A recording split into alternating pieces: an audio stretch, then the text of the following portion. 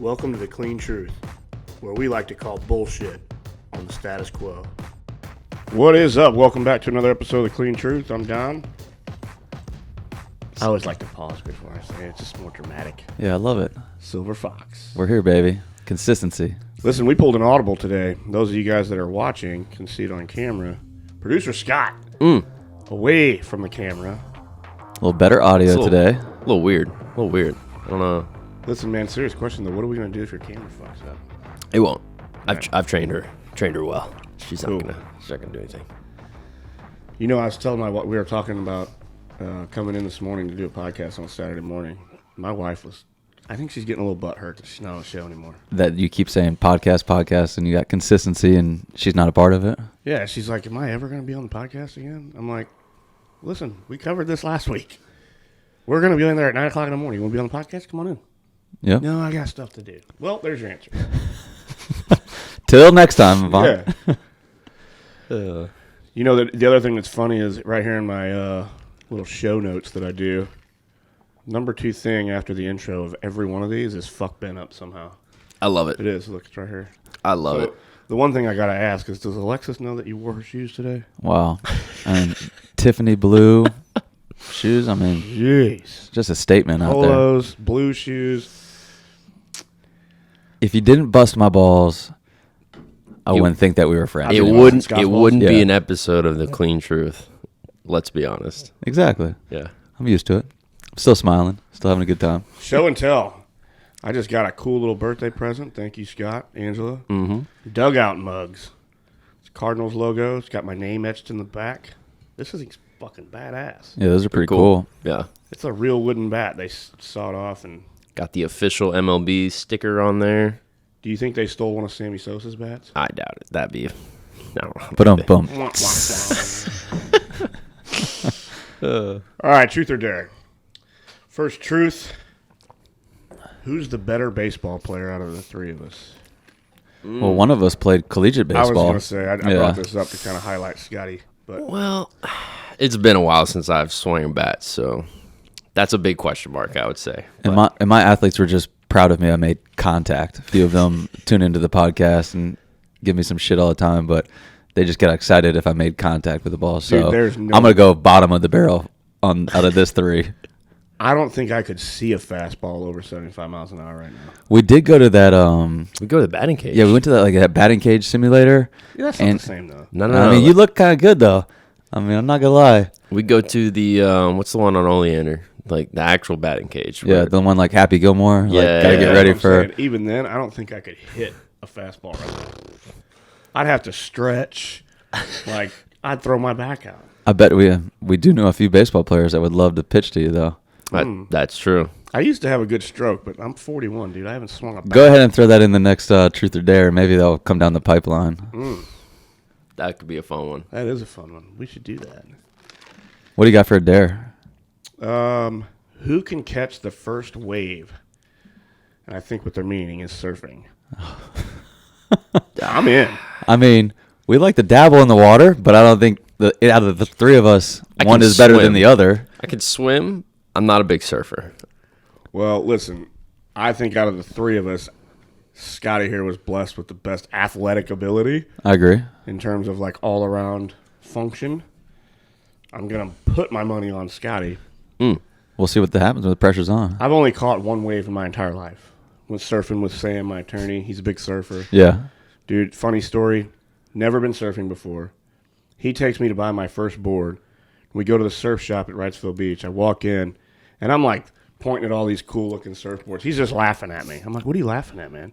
He's like, dude, you're 5'5", maybe, and over 200 pounds. There's no way you're getting up on one of these boards. No effing way. They're not going to float. No. So he walks over to these big long boards, and it's like foam. He's like, here you go. This is the one you need. I'm like, come on, man. Like, This the thing the looks cool factor went way down. It looks like a paddleboard. It seriously looks like a paddleboard. And I'm like, I am not going to look cool doing this. He's like, well, you're not trying to look cool. You're trying to learn. Wow. Siri just cut us off. That was weird. Can you turn your phone off next time we do a podcast? Jeez. Sorry about that. Unbelievable. Anyway, he was like, you're not going to look cool, but you'll learn how to surf on it. And I did, but the funny part of this story is we go out to Masonboro, and he took a couple of his buddies out, and these guys are like diehard surfers. They go down to like Nicaragua, Central America type shit Yeah. on these surf trips, right? All these guys are wearing T-shirts, like a bunch of nerds. And they have these cool-ass boards, and I'm out here with my fucking 8-foot foam surfboard. Shirtless. They're showing me how to wax this thing down. I'm like getting all pumped up. I'm like, this is going to be fun as hell. Fun as hell. 20 minutes later, my nipples are raw, and I'm like miserable. I'm like, I just figured out why all these guys have shirts on. Had to learn the hard way. But anyway, that was my surfing story. You got wax sticking to your chest hair. Like, it's a bad day for Don. That is not a good feeling at all. Anyway, we're going to do this. Let's do this, Jared. We'll do it. Let's make sure we check the tide and stuff like that. We'll knock it out this week. We gotta make sure there's actually rideable waves out there first. We show up and it's completely calm and flat. I don't know. We won't have a good time. All right, the topic today is so hybrid. Love it. So that's kind of why I wanted Scotty to sit in on this one. We were joking around about Scott having the best athletic ability out of the three of us, which is actually very, very true, and it's the case. But this is why I wanted him on here, because I think out of the three of us, he is, he's a hybrid athlete. Yeah, still doing it. Very strong, very fast, very powerful. How old are you? Thank you. 25. Well, there you go. There's your answer. Yeah, young buck. But so anyway, what is a hybrid athlete? Now, what would be your definition of a hybrid athlete? I mean, we joke around about it a lot because I think you and I are trying to maximize our workout time, and we think hybrid athlete, how can we get the most bang for our buck and not just bodybuilding, but also kind of work on improving our male physique. So for us, it's kind of been like, how do we make our workouts high intensity while still having athletic performance, like a deadlift or something explosive? Sure. So I kind of make it for me anyway. I try to train like I am still an athlete, not still an athlete, but to be functional, feel good, move good, feel strong, feel fast. Like I don't want to go up and down the stairs and be out of breath. Like, cause I went through that period at one point when I was bodybuilding a little bit more than I was training like a hybrid athlete. Yeah. Going up and down the stairs, I was a little heavier. Man, 2 flights of stairs and you start breathing heavy. That is not a good time. Did not like that. I've been there too. When I was bodybuilding in one of my off seasons, the heaviest I got was 240 on my frame. Right. I was fat. I was a fat little fucker, and I couldn't put my shoes on. Yeah. No, that's no joke. Like I would sit in a chair and bend over, put a shoe on, And be out of breath. get it tied, be out of breath. And I Wow. had to sit up, take a break, and Not- then bend over and put. Not hybrid to our No, definition. No. I think there's definitely a difference between being strong and being a hybrid athlete. So I think there's a myth to be debunked here. This kind of, I've got a lot of people that ask me questions on this all the time, especially when you and I are fucking around with each other and we're busting each other's balls a little bit about some of this endurance stuff. On can an endurance athlete be strong at the same time? Right. I think they absolutely can. For sure. And I've seen it done. I've done it. And I think there's two different little lanes we can go down here, but there's endurance and then there's power and speed. Right. Very fast movements. And I don't want to go down the science lane here and confuse the shit out of everybody and bore them and talk about the science behind this stuff, but I do want to talk about slow twitch muscle fibers versus fast twitch muscle fibers, what the differences are, and then how the everyday person who's sitting here listening to this, I don't want them to go, well, I don't even know what the hell they're talking about. Right. So I want to do this in a way that they're going to understand it, because to me, I think, man, a hybrid athlete or a hybrid trainer, it goes all the way down to like, your everyday mom at home doing EMOMs in the garage. Right. And I think that's that could what be considered a hybrid type workout if there's any kind of resistance training in there. And I think that's what we talk about when, like, I write programs for clients, women, wives, people out there trying to, work on their physique and everything like that. That's definitely hybrid performance training, what I'm giving them. I'm not just giving them static one exercise after another. So, yeah, it fits all realms for sure. I think, to me, the benefit of training more hybrid, I keep using my fingers, functional, things like that, is just overall health, man. Yeah, that's what just being echo what more Scott rounded. said. Yeah. And, you know, I mean, I guess it's all in what you want to do and what you're passionate about and how you want to do it. Me, as I've gotten older, you know, I've talked about this many times. When I quit bodybuilding, I went straight to Tony Cowden right here in Wilmington because Tony was kind of like he was the upper echelon when you thought about hybrid training. Right. He was the man. I mean, he did the 666 challenge, so 600-pound deadlift, 600-pound squat, and they did a sub-6 mile in the same 24 hours. It's incredible. If you want definition of hybrid, That is insane. insane. The definition. You know, and they even started their own little gym, you know, a hybrid training style gym. He did a lot of programming for me. That was when I did that first sprint try. Yep. I loved it. You know, that mixing that up, and I've loved it ever since. I always kind of fall back to, you know, hypertrophy trophy. Right. I always pick that up. You know, more of a bodybuilding type, you know, workout, but I like the mixing it all up. And doing it Shoot, all you did like half and half kind of this week yourself. I think you did a little bit more hybrid style and a little bit bodybuilding style all, Well, in, that's one, how I mean, all in 1 week. That's the program you wrote. Yep. So, I mean, that's how I like to do it. I like to go down there, like you said, maximize the most of my time because I don't enjoy going down there lifting weights for an hour, Right. just going through my day and then having to go home and being like, shit, well, now I got to do 30 minutes of cardio. I did that for 10 years competing. I don't like to do it anymore. Right. It's more fun for me to go down there and just get an all-out blast in 45 minutes and be done with it. I don't have to think about it. It's easier for my schedule, which I think 99% of the people here listening are going to do the exact same thing. They're not going to do 2 workouts a day. They're just not going to do it. Right. So you probably have, you know, the science-based knowledge out of the three of us on this, you know, slow twitch versus fast twitch from all of the college athletes that you trained and the periodization and the programs that you wrote for these guys. How much did that come into play with athletes? Yeah, for sure. I mean, all athletic performance, I think, requires some type of fast twitch muscle recruitment, you know, during your training. You know, everybody's moving quickly, sprinting, jumping to some capacity. Even if it's a golfer, they have to have some type of fast twitch muscle fiber, whether you think golfers are strong or not. There's a reason behind it.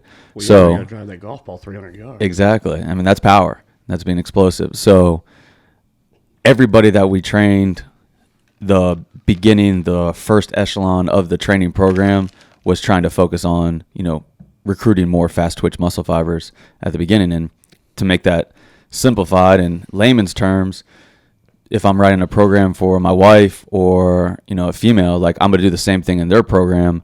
I'm going to have them, you know, squat and do something explosive, like a squat jump after, because like you kind of said, it kind of fits into all realms and all walks of life. And you know, I believe that that's the best way to start your training program for sure.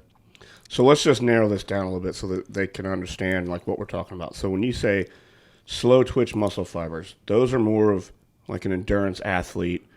The muscle doesn't fatigue as fast. For sure. You know, they have basically more endurance. A lot of runners, Right. Slow twitch, you know, cyclists, stuff with a lot of endurance versus fast twitch, strength athletes. You know, the muscle contracts a lot faster. It also does produce more lactic acid quicker, which is that burn you get when you do a really fast sprint or when you're in the gym lifting and you get that burning sensation in your legs or in your arms and your chest. That's lactic acid. Yep.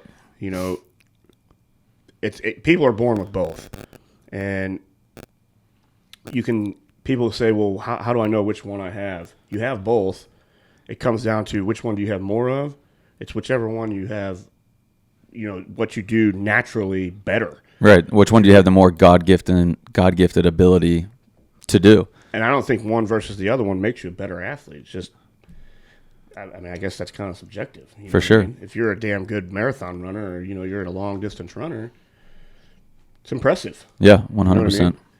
I think the thing that everybody wants to know is, can I build one or the other? So if I'm an endurance athlete, how do I build more fast twitch and become more explosive and things like that? So correct me if I'm wrong, but I've heard that you're born with a certain capacity of each one, and you can train each one to its level of capacity. But there are people who have, like gifted sprinters, for example, have more fast twitch, and they've trained them to be that top level elite Absolutely. level of fast twitch fibers versus some people who only have like a certain amount and can only get to a certain point. Right. I think that's kind of like I was saying, like you're trying to recruit as many as you possibly were given or have at the beginning of a training cycle. I mean, and that could be slow twitch also. I mean, long distance runners, they're going to continue to focus on their slow twitch muscle fibers, endurance. You know what I mean? So yeah, 100% agree with that. I think that your runners, your endurance athletes, are only going to get better by trying to recruit more fast twitch muscle fibers. Yeah, that's kind of like They work on your weak points. More explosiveness, more speed, more power. Yep. I mean, I think it only enhances them. What do you think? I agree. I feel like you have to have at least some sort of mix of both to be that high level elite athlete to begin with. Like, I definitely think, Usain Bolt's probably the fastest dude alive. I mean, he's probably going to be able to beat me in a long distance race too. You know what I mean? Like, he's going to beat the majority of people in a long distance endurance running race. Even though he's got that elite top speed to begin with, he'll probably go for a good distance as well. So he could probably do both. For sure. How do you feel about like training to more recruit like a fast twitch muscle fiber, like, and how it helps like physique for males or females? Like, I kind of lean towards like if you want to improve your physique, then you need to be training in that more like recruiting fast twitch muscle fibers kind of aspect. Yeah, I mean, when I think of recruiting more of the fast twitch muscle fibers, I feel like we're saying that a lot, fast twitch, slow twitch. But anyway, when I think about that, I'm talking, lifting heavy, doing more explosive movements, sprints, interval runs, explosive kettlebell work, more of that off the line, so to speak, stuff. Right. Is going to build that. Growing muscle, the only way to do that is to tear it down and recover it. Right. And what a lot of people, I don't want to go into a lot of bodybuilding lingo, but the thing that a lot of people get confused is one more important to the other one. It actually is. Mm-hmm. Like, you have to train hard in the gym, really hard, to break that muscle down. So my goal was, whenever I went into the gym, when I was bodybuilding, I wanted to break that muscle down as fast as possible. I wanted to get the biggest pump I could as quickly as I could and get out and recover it. That recovery is everything. Right. It's everything. Everybody busts my balls and say, dude, you have more recovery equipment in your house than anybody I've ever seen. I'm older. Right. I'm 41 now. So it takes me longer to recover, and I just like to tinker around with gadgets. But, recovery is the most important thing over training. In my mind. I mean, yes, I'm not, trying to say slack on your training, but you have to train your balls off. Right. But if you don't recover right, you just wasted an hour of your life. Right. So if you throw that recovery out the window, yeah, well, you just wasted your time.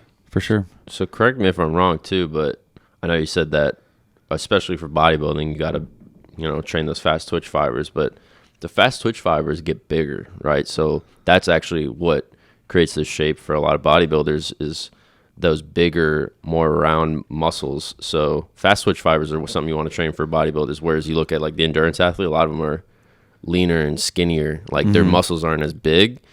So I feel like that, especially when I was, dabbling in a little bodybuilding, a lot of people got misconceptions about training heavy and training explosively as a bodybuilder. I feel like you still have, that's like like you said, like one of the most important things to actually build that muscle, because like those muscles are going to be the biggest ones. If you build the fast twitch ones, you're going to probably look better. For sure. Bodybuilding specifically too, that helps with conditioning. Yeah. What they call conditioning. You look better when you lean out. Right. If you lift heavier all the time. It's not to say that you don't. You need to still do both, for sure. Yeah. You can't go in there and be a cable queen every workout. You just can't do it. Yeah. You have got to hit some squats, some bench. You got to do some heavy, right, 5 to 6 rep range, pushing and pulling. What about track and field? Like, you guys, whenever I was in the gym, when you guys were still there as strength coaches, those guys came in. I was never there when they came in. So right. Talk about some of the workouts you would put those guys through, because I think there's a lot of runners that listen to the podcast and they're like, I don't think a lot of them really know how to train in the gym. Yeah, so- they get confused on how to lift versus what's going to help them be a better runner. Yeah, With- what do you do for a runner versus because their main focus is to run more, right? For sure. So the cool thing about like training, collegiate athletes and professional athletes is we would always do our conditioning or sprint work prior to coming to the weight room. So it was the same thing when we got those track and field teams because they would be coming from the track to the weight room. So at that point, the sports that were more specific to running only for their activity, we had to think about their workload and how much we were actually doing inside the gym. So baseball player might do a quarter of the amount of sprint work before coming to the weight room that a track and field, 200-meter sprinter might do. So when that 200-meter sprinter came in, we would bring down the workload. We would still work on recruiting fast twitch muscle fibers, being explosive Olympic lifts, plyometrics, heavy squats, things like that. Whereas like the baseball player would just have the same aspects, but then more volume on the backside with those accessory movements. So you still train them the same. I think just the volumes would definitely change. So I think like if it's a distance runner that comes in or wants to work on trying to be more athletic and more hybrid AF, like we're talking about, I think they need to still focus on doing an athletic movement in their weight room or in their gym first, and then going into kind of some of their auxiliary stuff. So somebody that's at home who's going to do a 3-mile run today, Yep.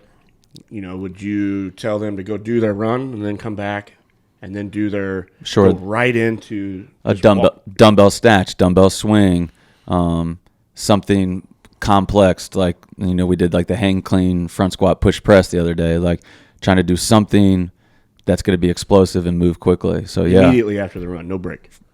yeah. I mean, they to an extent need a little recovery, but that's going to be the first primary exercise that they do, and I think from there, like I said, even if it's the mom or the you had them do the the weekend running warrior, out there, I think if they like running for conditioning and because they feel better and they want to look better, I think if you come in, do something a little bit more explosive, a little bit more per se like advanced as far as an exercise, and then move into your daily like fitness, you will, like Scott kind of said, feel better from that because you're tackling all aspects of human performance.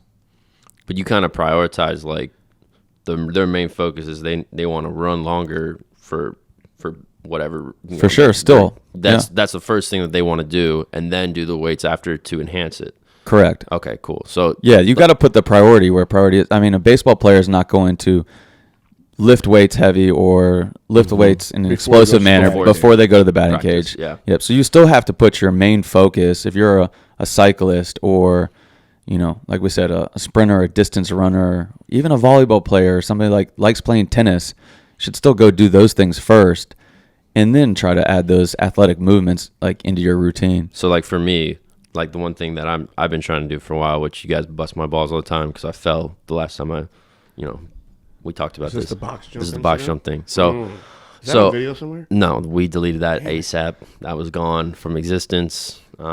Never seen. The only person that saw that was Angelina. So she's the only one with that in her memory bank.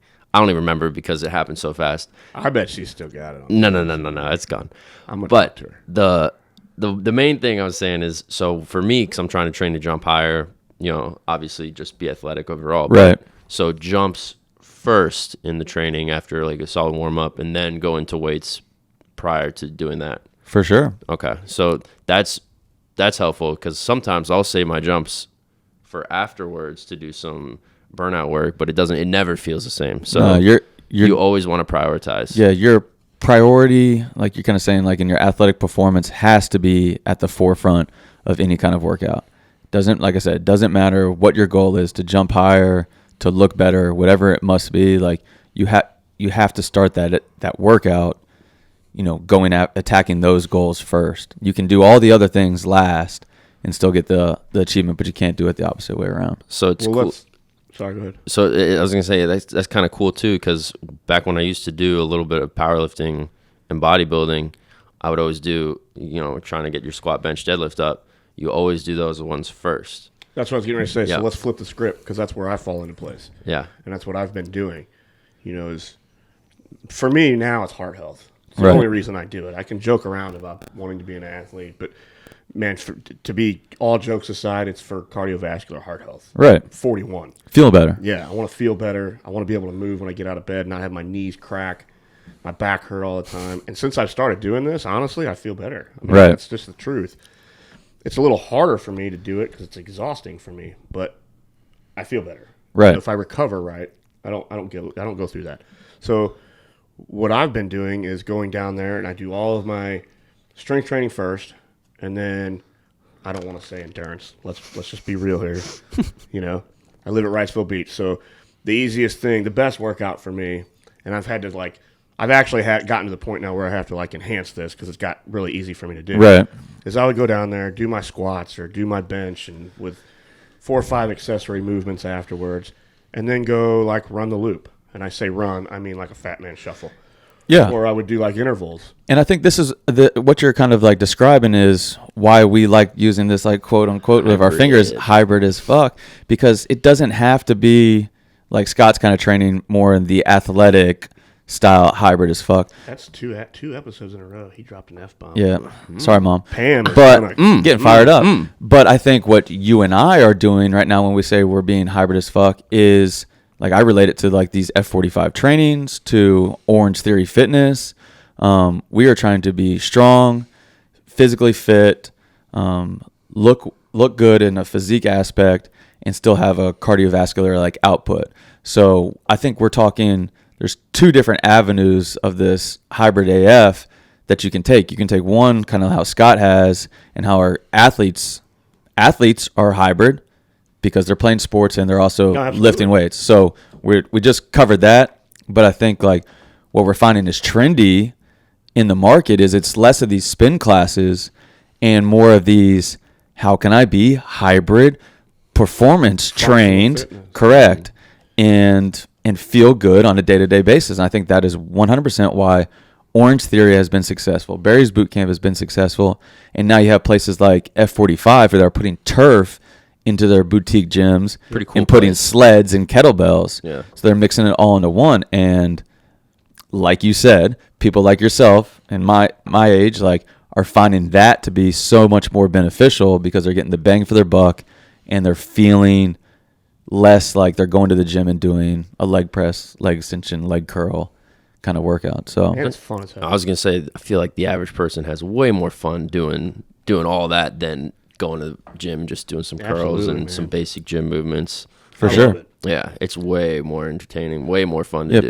people ask me all the time, what do I think of Orange Theory Fitness? And I'm like, I think it is awesome because it fills a void for people that don't have the time to spend 30 to 45 minutes doing cardio plus doing weights and everything like that. Kind of off topic. Well, on topic, but did a little bit of a different path. The one that I've seen. I've never done it. I've been there to a couple of them here in Wilmington because we've done some marketing stuff. Right. Is 9 rounds. Yeah, the boxing thing. for sure. I mean, you want to talk about an endurance workout? But I think they're also incorporating strength exercises. I know they do Oh, they squats are. and Mhm. push-ups Kettlebells and and stuff, kettlebells too. So same kind of concept. Cool. There's one term. We've been doing this podcast for 30 minutes now, going on 30 minutes, close to it. We haven't mentioned one term. Can you think about what it is? Oh, I don't know. CrossFit. Ooh, I was actually just thinking about that when you were naming all the different places you were going down the list. You didn't Yeah. even say CrossFit. CrossFit. I mean, dude, we used to rip on CrossFit when I was bodybuilding. Oh, constantly. It's still kind of fun to rip on it a little bit. Right. Because it is it's a cult. Right. I mean, it's like a religion. The only thing I've never liked about CrossFit is just moving heavy weight really fast like that. And some of those movements that they do, it's just never been appealing to me, man. I've seen too many people get hurt doing it. Yeah. I mean, CrossFit's been around for years now. But don't get it twisted, man. Some of those guys are savages. No. Just straight up savages. Respect to all of them. I mean, if you're looking at the top 1% in the CrossFit games, you want to say hybrid athlete, dude. We were talking. Yeah. We were talking about how we were doing that clean squat and press, and you were Ben picked up the 25. We were giving him a hard time because he was out of breath for I doing did a couple reps. I did do the 45 afterwards. Okay, he did Yeah. the 45. That's Is fine. it on video? Yes, it It is. was on the story, but he only did like 2 reps. Either way, the point is those guys are doing 185, 225 pounds constantly in those CrossFit games, and then going to run, pick up 100-pound bags of sand, Yeah, it's whatever. insane. It's insane. I love watching them. No doubt. When the games are on TV, it's impressive to watch. Yeah, Watch those guys do that. they're 100% hybrid AF as Yeah. well.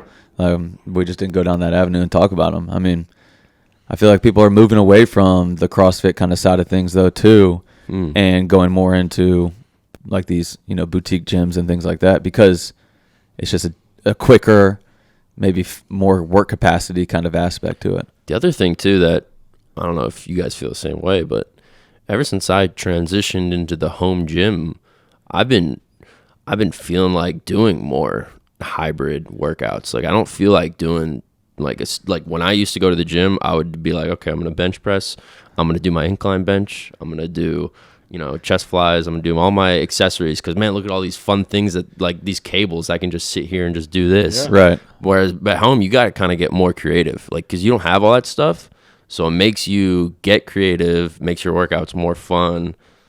I don't know, am I wrong or you guys? think- No, yeah, you're I think- absolutely right. I've gotten stronger, Yeah. faster. I like using the word faster, but like Donnie V Er. and fast can't go into the same sentence. Yeah, faster. More functional, let's put it that way. Yep. But I've gotten that way since I started training in my home gym when I Yeah. built it than what I did when I would go into Golds. And I think about that sometimes when I'm down in my garage training. I'm like, if I was at Golds, what would I be doing for a chest workout? Yep. I would do exactly what I used to do. It's because what I was programmed to do. Maybe not now. If I went in there, I would find other things to do because I know more. I'm more knowledge based on functional type exercises and training. But I would go in there and do one heavy explosive movement, a flat bench or an incline bench, to break the muscle down, and then I would hit 4 or 5 plate loaded machines and cables.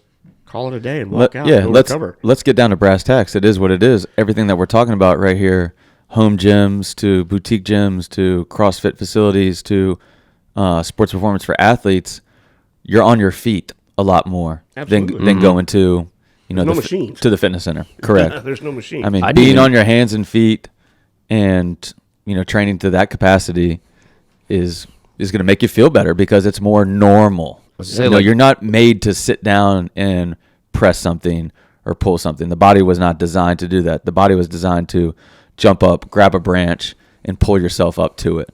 So same thing. I didn't even have a bench in my home gym like we talked about for the first 2-3 months that we started doing all that. For sure. And like I think I was telling Ben the other day, I was like, I got it, and I think I bench pressed one time maybe, and then I started using it maybe for like a box squat, and I haven't even really broken it in necessarily. Like I've done a couple sets of bench here and there, but Just don't jump over it, please. yeah, I know. come We're on. not jumping. We're not jumping. I do have a Don't, box. like build it up. Try I to have a jump on box. top of it either. I have a 30-inch plyo box. We might have to stack some more things on top of it, but Shout out to Ben Fox. shout out to Ben Fox building that bench. The one thing that I noticed too, and I know other guys can attest to this, older gentlemen and women, like my wife, since we've been training at home and doing more functional type movements and lifting, I've found all the imbalances that I have. Right. Found them really freaking quick. I have to go down and do a lot of dynamic movement and warm up. And then even after I get done doing that, I'll do some static stretching before. I know you're not supposed to do that, but I have to. For sure. I can't move. But I found all of those little tweaks and imbalances that I've had from bodybuilding and strength and physique training all those years, and just slowly over time trying to recover or like reverse those, Right. and work on them to where they're not imbalances anymore has actually helped. Taylor Wakeland, Aaron Summers' girlfriend, Fiance. fiance, I should say. Sorry, Taylor. She gave me some stuff to work on, like single leg movements after squatting and deadlifting and stuff to try to, reverse some of those hip imbalances and stuff like that. That shit helps. It works. And I think the everyday person can do those. I just don't think they know how. Right. So one of my favorite things when I was, an athlete was going to physical therapy. Like, I loved getting fixed. Like, That's what got me into the whole sport was physical therapy. I Yep. broke this leg at a bonfire, drunk as hell one night. Never weightlifted before in my life. Just wasn't a weightlifter. I was Right. little. I was a little stoner. physical therapy is really cool. Like, that was one of the things that I wanted to do when I went to college originally. That's a lot of school. I didn't like school that much, so it didn't work out. But physical therapy is awesome. If I could go to physical therapy every day and not have to pay however much it is to go to physical therapy, I would do it because there's a lot of issues going on. I 18 years of baseball on this arm. This thing is messed up. If anybody wants to offer free physical Yeah, therapy free help, physical therapy. Hit me to up. Scott. DM he'll me on trade video Instagram. We're good. Yeah, we'll get You're it gonna have done. all these women calling and DMing me. Angela's gonna cut your balls off. I'm physical therapy only, nothing else. I'm a little jealous of KSG over that. He's freaking married to one. yeah, Got one in Kyle. his living room every night. He can get therapy anytime he wants. Kyle's got it made right there. I'm a little jealous. All right, well, before we wrap the show up, Squattober is coming up. So I think on this topic, why don't we enhance squat? What do you think we're going to do this year? Like you and I, what did we do last year? We both did 5'10". Yeah, I think we were both different places of our lives. Like last year when it came to, we It'll have be a little trickier we this have moved more towards this hybrid AF like style, like on a day-to-day basis. So I think last year we were definitely more on like the strength side of things. So not that we're making excuses, we'll still do it, and we'll still get better than we are currently right now. But yeah, what are you thinking? I think I'm going to shoot for 520. Okay, so you are trying to push the number even higher. I like it. I mean, you have to, right? Yeah. I don't want to go into it and be like, well, if I get 500, I don't want to do because if I am the type of person, if I don't set that bar, I ain't gonna hit it. Right. I'll dick around. I'll make excuses. I just will. I'll talk myself out of doing it. Right. So I gotta at least shoot for 520. What worked for me last year though, and I'm sorry, double A. So don't call me out on this, but I actually skipped some of the workouts last year to recover. Right. I did. I'll admit that. Or I would switch them up a little bit Yep. for myself. And I did. I still hit it. I still train. I did train every day. I never completely skipped one. Right. I would just modify the squats a little bit so that I could get it in and do it and not kill myself and not hurt. But I don't know, man. 520 is what I'm going to shoot for. But I got a little challenge of our own. Oh, I mean, Scott needs to get more involved this year. He was always behind the camera a lot last year, but he is the young buck. listen. Last time I know you could out squat the two of us if you wanted to. I've Facts. seen you do it. when I was squatting a lot of weight, I was almost 200 pounds. I'm sitting pretty at like 183, 185 pounds right now. I'm a lot lighter than I was, so I don't even know. I haven't maxed out in a long time, so I don't even know where I'm at. And I play a lot of volleyball. My knees ache. Excuses are for little leaguers, Scott. If you want to roll with the big leaguers, Listen, I'm just saying, I might do the Donnie V approach where I alter some things. Maybe we don't max out every day. Do some recovery in there. you have to knee bend every day. I'll some knee capacity. bend. I'll knee bend every day, but we go light on some days because my knees can't take it. The Normatex got abused last year. Oh yeah, I was charging them things like every other night. I might have to pay rent on the Normatec if I'm going to be participating. So this is what I'm proposing. I think we've made jokes about this. I'm not going to make that 5K or the sprint try. There's just no way. I haven't trained for it. right. Yvonne said she was going to do it. What happened with that? Yvonne says a lot of things. She here? No, No. Okay, good.